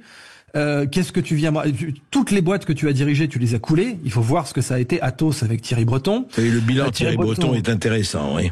Ah oui, pardon, mais c'est vraiment... Quand vous êtes une société, vous faites 3 Je vous salue Marie et 2 Notre Père à chaque fois qu'on mentionne le nom de Breton. Vous sortez les gousses d'ail. La pire chose qui peut vous arriver si vous êtes une société du CAC 40, c'est que Thierry Breton ne serait-ce que regarde votre siège social à la Défense. Voilà, c'est aussi grave que ça. Là déjà, vous embauchez un exorciste parce que ce mec vraiment, il a un track record. Vous y allez fort, ouais. Ah non mais c'est vrai. En tout cas, les statistiques sont contre lui. Les statistiques démontrent bien qu'un simple regard peut être plus dangereux qu'un maraboutage subsaharien. Donc, au bout d'un moment, en face, il y a Elon Musk, qu'on l'aime ou qu'on l'aime pas, le meilleur capitaine d'industrie au monde. Hein. Parmi ses réalisations, il faut quand même reconnaître qu'il a divisé par 200 le prix du fret aérospatial. C'est quand même pas mal débrouillé. Envoyer 1 kilo dans l'espace, Elon Musk a divisé ça par 200. Alors qu'on l'aime ou qu'on l'aime pas, c'est quand même un type qui sait diriger une boîte. Et là, en face, Musk a dit à Breton, bon, t'es qui pour me dire ça ? On a vu les déclarations, voilà, l'oiseau Twitter chantera selon nos règles. Bon. Et donc les Américains ont commencé à riposter. Et ils ont convoqué Breton, je vais terminer là-dessus, ils ont convoqué Breton à s'expliquer pour ces atteintes. Alors c'est pour des atteintes aux droits fondamentaux américains, hein, c'est grave. Oui, bien sûr. Et le Congrès des États-Unis, depuis le Teapot Dome scandal, qui était un immense scandale comparable au scandale du Watergate. Avant le Watergate, il y avait le scandale du Teapot Dome. C'est dans les années 20. Ça a donné un excellent film qui s'en est inspiré, qui est Monsieur Smith au Sénat. Ah oui, magnifique. Voilà, légendaire avec l'excellent Jon Stewart. James Stewart, absolument. Non moins excellent Claude Rains qui joue le capitaine Renault dans Casablanca, mais je m'égare. Donc, le Teapot Dome scandale était un scandale de népotisme, de conflit d'intérêts et de corruption. Et après le Teapot Dome scandale, le Congrès des États-Unis a eu le droit d'émettre des mandats d'amener, des subpoenas. Donc techniquement, le Congrès des États-Unis peut émettre un mandat d'amener. Vous avez également l'extraterritorialité du droit américain dû au dollar. Les Américains considèrent que toute transaction en dollars n'importe où dans le monde donne la permission... Y compris entre 2 personnes qui ne sont pas américaines du tout, il faut le dire. Vous faites bien de le préciser, parce que c'est exactement ça, y compris entre 2 personnes qui ne sont pas américaines. Ce qui signifie que les Américains peuvent avoir un terrain très ample pour faire convoquer Thierry Breton. Or, Thierry Breton a refusé. Oui, alors oui. Ouais. Et les médias n'en parlent pas là aussi. Hein, pas ça. C'est votre antenne qui en parle. Mais Thierry Breton a fait quelque chose qui ne se fait pas aux États-Unis. Et on en revient à ce fameux PTDR Teki, parce que pour vous donner un exemple, quand le Congrès fait une subpoena pour Meta, Facebook. Ouais. Mark Zuckerberg accourt ventre à terre avec une armée d'avocats, bien sûr, parce qu'il sait en plus que là ça rigole pas. Vous savez, dernièrement on a eu en France une audition d'influenceurs. Vous aviez des influenceurs qui raccrochaient au nez des députés. C'était sur Zoom. Mais oui, les types ils disent désolé mais au revoir en fait. Mais Idriss, on va continuer à en parler parce qu'on va pas du tout arrêter là. On va continuer à en parler parce que c'est passionnant ce qui s'est passé justement entre Thierry Breton et les Américains, puisqu'il a refusé aussi d'aller au Congrès pour parler de la politique de l'Europe en matière de réseaux sociaux. Tout ça est lié. Juste après cette petite pause, mais c'est passionnant. Restez avec nous. On continue à parler de liberté d'expression. Et s'il n'y a pas ça, il n'y a rien. Vous le savez. Le face-à-face. Et voilà ce qui s'est passé, ce qui se passe. Nous sommes toujours avec Idriss Aberkane pour parler de ce combat. Alors justement, je voudrais qu'on revienne sur cette histoire de Thierry Breton, au-delà de ce qui se passe avec les Américains et cette passe d'armes. Vous savez que il était convoqué là ce mois-ci, il y a quelques jours. Il y avait au Congrès américain Idriss Aberkane, et il y avait une grande réunion, un colloque, un séminaire sur justement les atteintes à la liberté d'expression venant de l'Union européenne. Et là aussi, Thierry Breton a refusé d'y aller. Voilà. Alors vous savez, André Berkoff, je crois que c'est George Orwell qui disait le journalisme, c'est écrire quelque chose que quelqu'un ne veut pas voir écrit. Tout le reste, c'est des relations publiques. Et le métier de journaliste normalement concernant cet événement, c'est de montrer la discrépance. C'est le terme qu'on utilise en mathématiques pour décrire ça, la discrépance. On pourrait dire la dissonance entre les propos de Thierry Breton et le vrai rapport de force. Ouais. Parce que là, c'est un devoir d'information. Quand Thierry Breton dit d'un côté, l'oiseau chantera selon nos règles, ceci, cela, bon. Et que derrière, il suffit d'une subpéna du Congrès pour le mettre dans une situation qui est complètement ingérable pour lui. Parce qu'il est échec et mat. En fait, je vais le dire très clairement. Ouais. Thierry Breton est échec et mat. Mon confrère Fabrice Epelboin l'a très bien expliqué. Au micro de Béatrice Rosen, l'actrice et journaliste citoyenne et chroniqueuse. Et il a très clairement dit, Fabrice Epelboin, je vais reprendre ses propos parce qu'ils sont impeccablement exacts. Si j'avais été son conseiller, je lui aurais dit de pas y aller de toute façon. Ouais. Parce que soit il ne dit rien, c'est-à-dire il plaide le 5e amendement qui permet de se taire. Alors le 5e amendement, c'est les mafieux qui le plaident. Hein.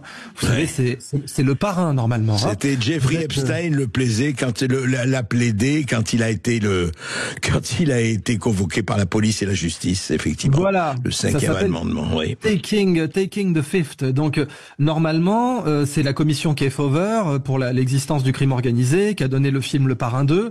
Et vous arrivez, vous dites, je refuse de répondre au nom de mon droit inaliénable. 5e amendement. Donc, ce qu'explique Fabrice Epelboin, c'est que si Thierry Breton avait décidé d'y aller, soit il aurait dû faire du 5e amendement tout le long, auquel cas il serait passé pour un mafieux.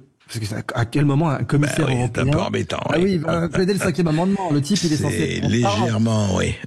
Voilà, je veux bien que Franck Costello, lui, plaide le 5e, mais Thierry Breton, c'est plus compliqué. Ou alors, on va se retrouver avec la réalité que Thierry Breton, c'est peut-être Franck Costello sans le charisme et l'humour. Bon, je n'oserais pas, évidemment... Pas je sais que vous n'y allez pas. Je n'oserais pas aller jusque-là. Je dirais simplement que c'est malheureusement la conclusion logique d'un fait qui n'est pas arrivé, donc on ne peut pas l'attirer pour l'instant. Ou bien, disait toujours Fabrice Epelboin, on se retrouverait avec Thierry Breton qui devrait dire ce qu'il s'est passé. Et là, le problème, c'est que s'il dit ce qu'il s'est passé en droit américain, pas en droit européen, mais en droit américain, c'est illégal. Il a violé des droits, enfin son système, le DSA, et des décisions qu'il a prises ou qu'il a supervisées ou dans lesquelles il peut être déclaré par un juge américain comme complice. Il a violé un droit constitutionnel de citoyens américains par millions. Pas par milliers, parce qu'en plus, le droit constitutionnel, il s'étend à l'information en général, c'est-à-dire, vous n'êtes pas obligé d'avoir censuré quelqu'un. Si vous avez censuré un propos et qu'un Américain n'a pas pu accéder à ce propos du fait de cette censure, cet Américain qui n'a pas pu accéder à l'information est considéré comme votre victime aussi. Ah oui, et peut porter plainte. Et peut porter plainte, ou en tout cas le ministère public aux États-Unis peut s'en saisir. Vous voulez dire, si je vous entends bien, Idriss Aberkane, vous voulez dire que les Américains disent, attendez, vous avez fait votre Digital Service Act, mais ça contrevient aux lois américaines, donc pour nous c'est illégal. Absolument. C'est ça. C'est aussi ça, absolument. Et là, on doit se rappeler que dans la hiérarchie des normes, c'est tout de même, enfin quand on connaît un peu ces classiques, que ce soit les monnaies de la Renaissance avec le florin ou l'écu, etc. Enfin c'est l'empire le plus puissant qui fait les normes légales, c'est la base. Hein. Or je crois que je vais apprendre à aucun de vos auditeurs et aucune de vos auditrices aujourd'hui que l'empire américain est plus puissant que l'empire européen. Empire entendu comme sphère d'influence. Ouais, c'est difficile à contester ça. Voilà, cet euphémisme très délicat résume bien le propos. Donc de ce point de vue-là, s'il doit y avoir un conflit entre le droit européen et le droit américain, en particulier la maison Trump, qui est là pour faire du America First, rappelons-le. L'administration Trump peut pas dire oui, bien sûr, on va concéder une primauté du droit européen. C'est inenvisageable, ça. Et Breton aurait dû le savoir. Donc je pense que c'est une erreur ou comme disait Talleyrand, plus qu'une erreur, une faute, ou plus qu'une faute, une erreur. C'est plus qu'un crime, une faute, oui, c'est ça. Une faute, ouais. Et là, je pense qu'il aurait dû comprendre, et c'est d'ailleurs la personne qui l'a compris, pour conclure, c'est Ursula von der Leyen, qui ne l'aime guère. Hein. Elle a beaucoup savonné la planche de Thierry Breton. Ursula von der Leyen, elle a tout de suite compris qu'en cas de confrontation entre la sphère d'interprétation légale ou d'extension légale du droit américain versus la sphère d'extension légale du droit européen, c'était évidemment le droit américain qui était l'atout et qui pouvait couper le pli à tout moment. Ça, Ursula von der Leyen l'a bien compris depuis le début, Thierry Breton, non. Alors justement, Idriss, c'est très intéressant comme ça de décrypter avec vous et pour les auditeurs et pour tout le monde comprend ça. Alors aujourd'hui, ils sont tout à fait concrets comme on l'est d'ailleurs. Le Digital Service Act est aujourd'hui en fonction en Europe. C'est lui qui préside, c'est lui qui donne c'est lui qui donne la loi. Je parle en Europe, dans l'Union européenne. Ou pas? Oui, pour l'instant. Oui, pour l'instant, alors vous avez des cours constitutionnels qui pourraient se poser la question de sa constitutionnalité. Et donc des cours constitutionnels, bien entendu, nationaux. Oui, bien sûr. Et dans certains cas, ça pourrait donner lieu, parce que la constitutionnalité, au cas par cas, du Digital Service Act est sujette à caution. C'est quelque chose qui est absolument indiscutable, y compris en France. Et c'est en partie ce que Pavel Durov lui oppose. Hein. Et je pense que ses avocats, Pavel Durov, vont plaider ça. Il avait d'ailleurs un avocat assez connu sur la place de Paris, dont le nom m'échappe, mais qui est très connu, et à qui on a filé une sale affaire et qui est hors circuit maintenant. Et d'aucuns se demandent si c'est pas à cause du fait qu'il avait défendu Durov que cette sale affaire est survenue. Mais bref. Donc bon, c'est un sujet parce que cette primauté du droit européen sur le droit national, elle montre que des pays qui sont censés être traditionnellement des défenseurs des droits de l'homme, comme la France, peuvent se retrouver comme ça court-circuités d'un point de vue légal. Et le cas du DSA est un premier cheval de Troie, mais j'insiste, le dossier chat control est encore plus grave. Et c'est normal puisqu'on va crescendo en matière de censure et de violation des droits de l'homme. C'est intéressant parce que personne, ou presque, franchement, Idriss, ne parle de chat control. Hein. On parle beaucoup du DSA, ça c'est clair, on en a parlé beaucoup. Mais là, il est bon que vous souleviez le sujet. Mais bon, pour les droits européens, vous savez très bien qu'il n'y a pas qu'en matière d'information et de réseaux sociaux ou autres que le droit européen prime sur le droit français et tous les autres. Les agriculteurs et tous les autres en savent quelque chose. Hein. Je veux dire que l'Union européenne, aujourd'hui, 80%, vous le savez très bien, des lois qui nous gouvernent sont dictées par l'Union européenne aujourd'hui. Enfin, je ne crois pas me tromper en avançant ce chiffre. C'est exact, et je peux vous donner un cas concret parce qu'on parle beaucoup d'innovation. Alors moi j'aime bien sur X faire ce gag récurrent du bouchon attaché à la bouteille comme symbole de l'innovation européenne. Ah oui. Oui, pendant que les Chinois ont des tracteurs commandés par IA, les Chinois ont des grues, vous savez les systèmes pour débarquer les docks. Ils ont des ports aujourd'hui avec des grues entièrement automatisées. Ils sont pas sans dockers, mais les dockers contrôlent tout à distance. Ils ont des ports où les dockers contrôlent tout à distance. Ils ont des tracteurs autonomes et les Chinois viennent d'inventer un câble qui s'appelle le GPMI, qui fusionne le câble HDMI et USB, avec en plus de la charge et plus de données. Enfin, ils innovent à tout va. Et nous, on a le fameux bouchon. Alors, je peux vous donner un exemple sur l'agriculture qui est marquant parce que ça a vraiment flingué l'agriculture européenne. Vous avez un produit qu'on peut faire à partir du café. Vous savez, pour boire son café, il faut cultiver des cerises de café qu'on appelle le cascara, et c'est la graine de la cerise de café qu'on torréfie. Cette graine, on la torréfie, on la broie et ça nous fait un café. Les abricots, par exemple, avec leurs graines, on fait notamment les amaretti, les biscuits italiens, avec de la farine d'abricot. Et puis vous avez bien sûr l'amaretto, qui est un alcool à base de ça. Eh bien, en Union européenne, vous avez des entrepreneurs, c'était dans les pays baltes, qui voulaient faire un chocolat de café, donc c'est du café solide. En fait, ils récupèrent la cerise de café et ils en font un produit qui se consomme comme une tablette de chocolat. Et c'est bourré de vitamines, c'est bourré d'antioxydants. Et alors c'est très intéressant pour l'environnement parce que d'habitude ça on le jette, donc c'est un déchet. Bon. Ah oui, donc ça pouvait servir à faire. Exactement. Donc il y avait plein de débouchés. C'était un produit magnifique. On aurait pu faire des éclairs au café avec ça. Enfin, c'était un marché à 1 milliard sur toute l'Union européenne qui en plus recyclait des déchets, était positif pour l'environnement. Et cerise de café sur le gâteau, eh bien ça donnait plus de revenus pour les producteurs. Donc c'était génial. Bon, l'Union européenne a appelé ça novelty food, a dit que ça n'aurait pas l'agrément pour être sur le marché européen. Alors que c'est mangé partout en Suisse. En Suisse, vous pouvez consommer de la cerise de café. Vous avez des limonades à Lausanne. À Lausanne, mais pas dans l'Union européenne, c'est interdit. Pas dans l'Union européenne. Donc ça a flingué l'innovation. Et là, vous avez tout un tas de conséquences là-dessus, sur ce bridage de l'innovation, parce que même dans l'utilisation des sous-produits agricoles, regardez par exemple la bouse de vache, on peut en faire du papier. C'est possible de faire du papier avec de la bouse de vache, donc sans couper des arbres, sans pollution, sans acide, sans armes, ni haine, ni violence. Vous pouvez aussi utiliser la filière chanvre en Europe. Le chanvre est une filière le très chanvre aussi. Idriss, moi, tout ce que vous énumérez, ça me fait penser encore une fois à la phrase, et c'est terrifiant, de Michel Audiard, les cons ça ose tout, c'est même à ça qu'on les reconnaît. Et voilà, on prend une dernière petite pause et on continue, parce que franchement, tout ça nous amène, vous voyez, on tire les fils de la pelote et on voit quoi? On voit cette espèce d'immense gâchis. Alors c'est en la matière dont vous avez dit et dans les autres matières, et c'est quand même assez rageant, il faut le dire, en veille de 10 septembre. Sud Radio, Berkov dans tous ses états.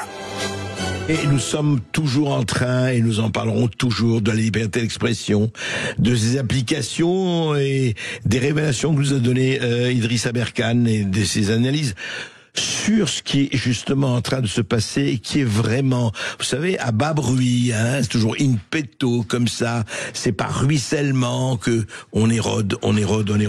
Nous avons avec nous Chantal qui nous appelle de Bastia. Bonjour Chantal. Bonjour André, comment allez-vous? Bien, et vous? Oui, écoutez, on a repris le travail, mais bon, ça va. Alors déjà, je voudrais dire à monsieur Idriss Aberkane que je le suis sur Internet et que je le remercie vraiment pour tout ce qu'il fait, de tout son travail, des invités. On apprend énormément de choses et c'est vrai que la liberté d'expression, je pense qu'on la perd petit à petit et que si on ne fait rien, ça va devenir vraiment de plus en plus difficile. Mais il y a encore des gens comme vous, André, des gens comme Idriss Aberkane et d'autres. Et voilà, je voulais juste le remercier de tout ce qu'il fait, de toutes les informations qu'il nous donne, ainsi qu'à vous. Idriss, bel hommage. Très touché, oui. Ouais. Et justement, merci Chantal, en tout cas, merci. Et vous savez, on continue, on n'arrêtera pas. Idriss Aberkane, on arrive un peu en fin d'émission.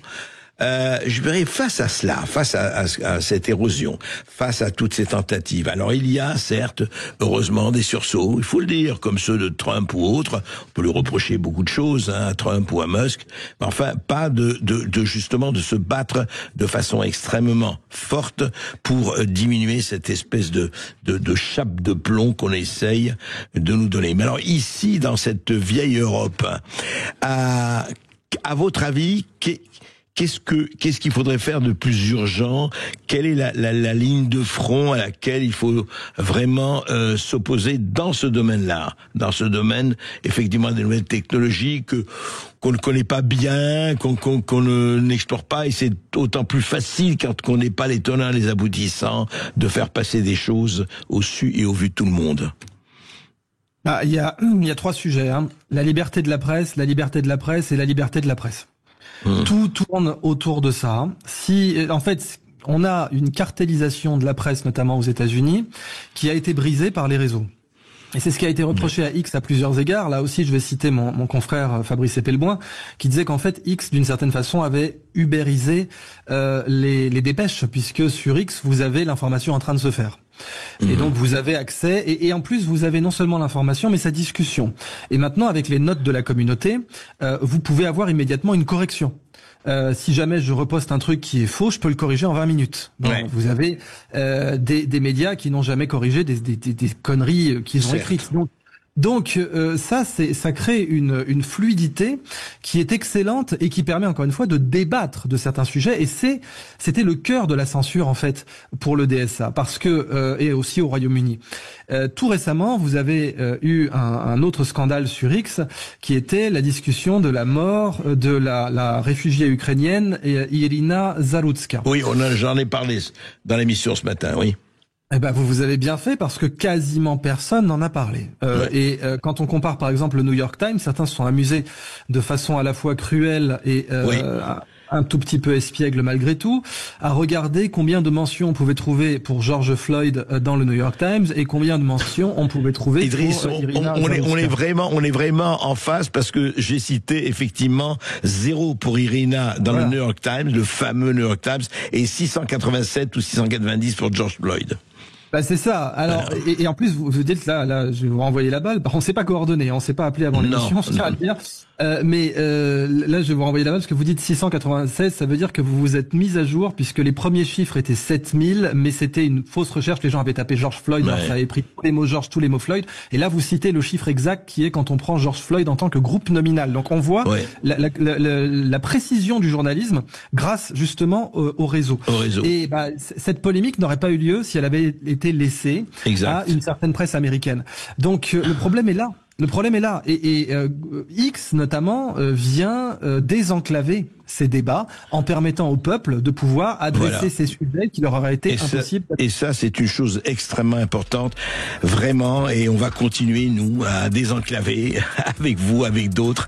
Merci Idriss Aberkane, et à très vite. Merci André Berkoff.